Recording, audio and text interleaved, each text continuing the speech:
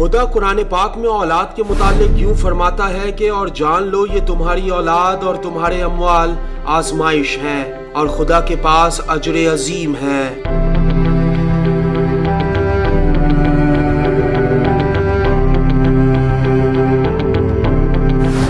رسول اللہ نے فرمایا ہر درخت کا پھل ہوتا ہے اور دل کا پھل اولاد ہے۔ تاریخ میں ملتا ہے کہ حسن بصری نے کہا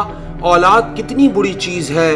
اگر وہ زندہ رہے تو مجھے زحمت میں ڈالتی ہے اور اگر مر جائے تو مجھے غمگین کر جاتی ہے۔ امام سجاد نے یہ سنا تو فرمایا خدا کی قسم اس نے جھوٹ بولا، بہترین چیز اولاد ہے، اگر یہ زندہ رہے تو چلتی پھرتی دعا اور اگر مر جائے تو شفاعت کرنے والا۔ حضور صلی اللہ علیہ وسلم نے فرمایا ساکت شدہ بچے سے جب قیامت کے دن کہا جائے گا کہ بہشت میں داخل ہو جاؤ تو وہ کہے گا خدایا جب تک میرے والدین داخل نہیں ہوں گے تب تک میں بھی داخل نہیں ہوں گا۔ آپ صلی اللہ علیہ وسلم نے فرمایا قیامت کے دن مومنین کے بچے اہل محشر کے سامنے حساب دینے آئیں گے، اللہ تعالیٰ جبرائیل سے کہے گا کہ ان کو جنت میں لے جاؤ، تو وہ بچے جنت کے دروازے پر کہیں گے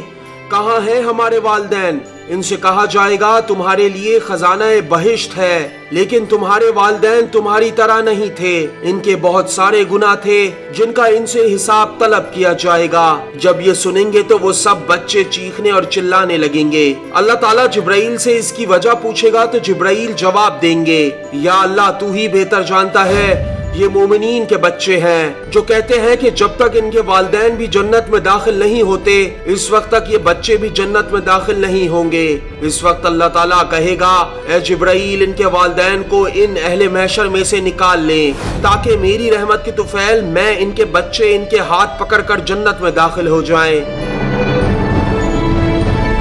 حضرت امام جعفر صادق علیہ السلام نے فرمایا جب ماں بچے کو جنم دیتی ہے تو ایک عظیم فرشتہ اس کے پہلو پر ہاتھ رکھ کر کہتا ہے اپنی نئی زندگی کا آغاز کرو کیونکہ خداوند عالم نے تمہارے سارے گزشتہ گناہوں کو معاف کر دیا۔